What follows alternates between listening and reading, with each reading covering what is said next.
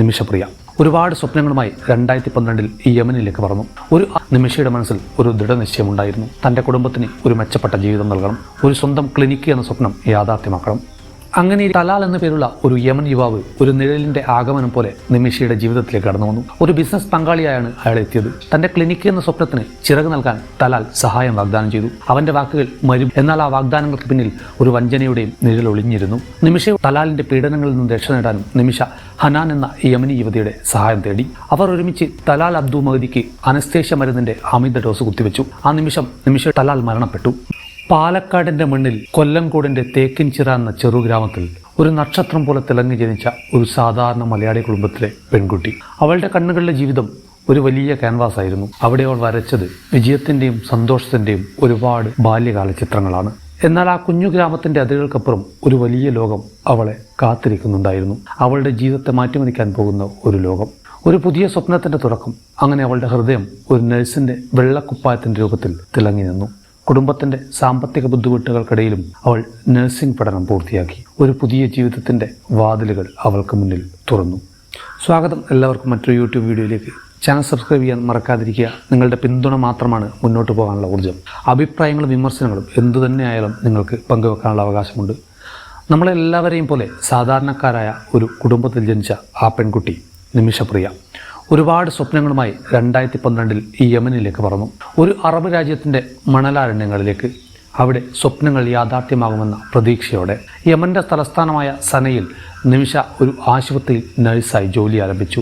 ആ നഗരം അവൾക്ക് അന്യമായിരുന്നു. അവിടെ മണലിന്റെ മണവും അറബി മന്ത്രങ്ങളുടെ നാദവും ആഭ്യന്തര കലാപങ്ങളുടെ നിഴലും ഒരുപോലെ നിലനിന്നു. 2011 അറബ് വസന്തത്തിന്റെ അലയൊലികൾ യമനെ അസ്ഥിരമാക്കിയിരുന്നുവെങ്കിലും നിമിഷയുടെ മനസ്സിൽ ഒരു ദൃഢനിശ്ചയമുണ്ടായിരുന്നു. തന്റെ കുടുംബത്തിന് ഒരു മെച്ചപ്പെട്ട ജീവിതം നൽകണം, ഒരു സ്വന്തം ക്ലിനിക്ക് എന്ന സ്വപ്നം യാഥാർത്ഥ്യമാക്കണം.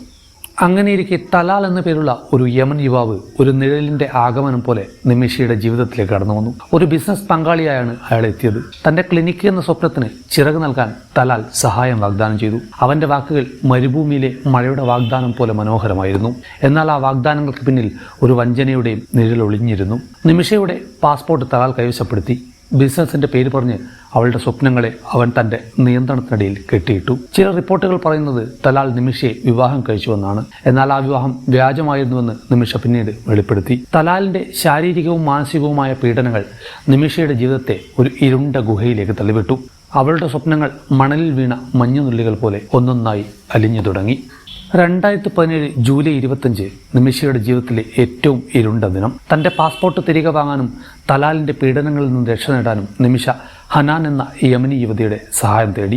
അവർ ഒരുമിച്ച് തലാൽ അബ്ദു മഹദിക്ക് അനസ്തേഷ്യ മരുന്നിന്റെ അമിത ഡോസ് കുത്തിവെച്ചു. ആ നിമിഷയുടെ ജീവിതം എന്നേക്കുമായി മാറിമറിഞ്ഞു. തലാൽ മരണപ്പെട്ടു. മരണശേഷം മൃതദേഹം കഷ്ണങ്ങളാക്കി ഒരു ജലസംഭരണിയിൽ ഒളിപ്പിച്ചു. നിമിഷയുടെ വാദം ഇതൊരു കൊലപാതകമല്ല, സ്വയം രക്ഷയായിരുന്നുവെന്നാണ്. തലാൽ അവളുടെ ജീവിതത്തെ നശിപ്പിച്ചു. അവളെ ഒരു കെണിയിൽ അകപ്പെടുത്തി. അവളുടെ സ്വാതന്ത്ര്യം കവർന്നു. എന്നാൽ യമനിലെ നിയമം ഈ ന്യായങ്ങൾ കേട്ടില്ല. 2017 ഓഗസ്റ്റിൽ നിമിഷയെ പോലീസ് അറസ്റ്റ് ചെയ്തു. 2018 യമൻ കോടതി അവൾക്ക് വധശിക്ഷ വിധിച്ചു. നിമിഷയുടെ ജീവിതം ഇരുട്ടിൽ അലറുന്ന ഒരു പക്ഷിയെപ്പോലെ കൂട്ടിലടക്കപ്പെട്ടു. 2018 വിധിക്കെതിരെ അവൾ അപ്പീൽ നൽകി. 2020 അപ്പീൽ കോടതിയും വധശിക്ഷ ശരിവെച്ചു. 2023 യമൻ സുപ്രീം കോടതിയും അവളുടെ പ്രതീക്ഷകൾ തകർത്തു. ഒടുവിൽ 2024 ഡിസംബറിൽ യമൻ പ്രസിഡന്റ് റഷാദ് അൽ അലിമി വധശിക്ഷ നടപ്പിലാക്കാൻ അനുമതി നൽകി. എന്നാൽ നിമിഷ ഒറ്റക്കായിരുന്നില്ല. അവളുടെ അമ്മ പ്രേമകുമാരി ഒരു യോദ്ധാവിനെ പോലെ മകളെ രക്ഷിക്കാൻ യുദ്ധം ചെയ്തു. 2024 പ്രേമകുമാരി യമനിലേക്ക് പോയി ജയിലിൽ മകളെ കണ്ടു. 12 വർഷത്തിനു ശേഷം അമ്മയും മകളും കെട്ടിപ്പിടിച്ചപ്പോൾ ആ മുറിയിൽ കണ്ണീർ മാത്രമല്ല, പ്രതീക്ഷയുടെ ഒരു കിരണം ജനിച്ചു. ദയാധനം എന്ന പ്രതീക്ഷയുടെ വെളിച്ചം. യമന്റെ ശരീഅത്ത് നിയമത്തിൽ വധശിക്ഷ ഒഴിവാക്കാൻ ഇത്തരത്തിലൊരു വഴിയുണ്ട്. ദയാധനം അഥവാ ബ്ലഡ് മണി. തലാലിന്റെ കുടുംബം നിമിഷയുടെ മോചനത്തിനായി 8.67 കോടി രൂപ ആവശ്യപ്പെട്ടു. ഇത് ഏകദേശം $1 മില്യൺ വരും. ഈ തുക ഒരു സാധാരണ മലയാളി കുടുംബത്തിന് അസാധ്യമായിരുന്നു. എന്നാൽ നിമിഷയുടെ മോചനത്തിനായി ഒരു ജനത മുഴുവൻ ഒരുമിച്ചു. സേവ് നിമിഷപ്രിയ ആക്ഷൻ കൗൺസിൽ രൂപീകരിക്കപ്പെട്ടു. മനുഷ്യാവകാശ പ്രവർത്തകനായ Samuel Jerome, Kanthapuram AP Abubakar Musliyar, യമനിലെ സൂഫി പണ്ഡിതനായ ഷെയ്ഖ് ഹബീബ് ഉമർ എല്ലാവരും ഒരുമിച്ച് തലാലിന്റെ കുടുംബവുമായി ചർച്ചകൾ നടത്തി. 2025 ജൂലൈ 15 വധശിക്ഷ നടപ്പിലാക്കാൻ ഒരു ദിവസം മാത്രം ശേഷിക്കെ ഈ ചർച്ചകൾ ഒരു നിർണായക ഘട്ടത്തിലെത്തി. യമൻ ഗോത്ര നേതാക്കളുടെ ഇടപെടലിന്റെ ഫലമായി വധശിക്ഷ താൽക്കാലികമായി നീട്ടിവെക്കപ്പെട്ടു. ഇതാണ് യഥാർത്ഥ കേരള സ്റ്റോറി, മനുഷ്യത്വത്തിന്റെ കേരളഗാഥ. നിമിഷയുടെ കഥ കേരളത്തിന്റെ ഹൃദയത്തിൽ ഒരു വേദനയുടെ കൊടുങ്കാറ്റായി മാറി.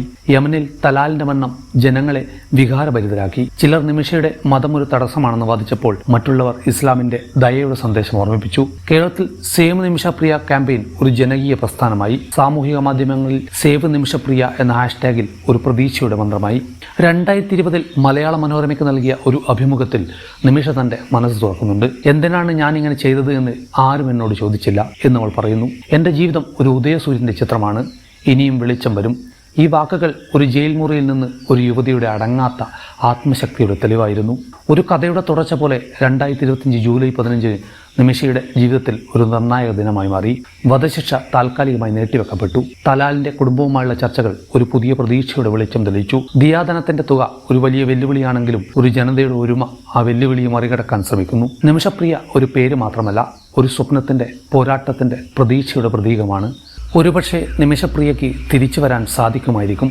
നമുക്ക് പുതിയൊരു കേരള സ്റ്റോറി എഴുതാൻ കഴിയുമായിരിക്കും. അറേബ്യൻ മണലാരണ്യങ്ങളിൽ മലയാളിയുടെ വിയർപ്പിന്റെയും ചോരയുടെയും ഗന്ധമുണ്ട്. ഒരു സിനിമ കാണാതെ, ഒരു ചായ അധികം കുടിക്കാതെ, നല്ലൊരു ബിരിയാണിയുടെ മണമടിക്കുമ്പോഴും വീട്ടിലെ പ്രാരാബ്ദങ്ങളോർത്ത് കഴിക്കണ്ട എന്ന് വെക്കുമ്പോൾ ആ മലയാളിക്ക് ദുഃഖം തോന്നിയിട്ടില്ല. കാരണം അവന്റെ ജീവിതം ആ മണലാരണ്യങ്ങളിലെ പോരാട്ടമാണ്. ഏറെ അകലെയുള്ള മരുപ്പച്ച പോലെ പ്രതീക്ഷയുടെ പൊൻകിരണങ്ങൾ മനസ്സിൽ സൂക്ഷിച്ച ഒരു കുടിസുമുറിയിൽ കിടന്നുറങ്ങുമ്പോഴും മലയാളി അറിഞ്ഞൊന്ന് കരഞ്ഞിട്ടില്ല. ജീവിക്കാൻ വേണ്ടി ആ മണലാരണ്യങ്ങളോടും മല്ലിടുമ്പോൾ ദൗർഭാഗ്യവശാൽ പെട്ടുപോകുന്ന മലയാളിയെ നമ്മൾ കൈവിടരുത്. കാരണം ഒരു ഗൾഫുകാരന്റെ ഒരു കഷ്ണം ബിസ്ക്കറ്റും പിസ്തയും ചോക്ലേറ്റ് കഷ്ണങ്ങളും കഴിക്കാത്ത മലയാളികൾ വിരളമാണ്. നമുക്ക് മറ്റൊരു കേരള സ്റ്റോറി എഴുതാൻ കഴിയട്ടെ. നിമിഷപ്രിയയുടെ സ്വാതന്ത്ര്യത്തിനായി നാട്ടിൽ അവർ തിരിച്ചെത്തുമാറാകട്ടെ. മറ്റൊരു വീഡിയോയും മറ്റൊരു വിഷയവുമായി നമുക്ക് വീണ്ടും കാണാം. ബൈ.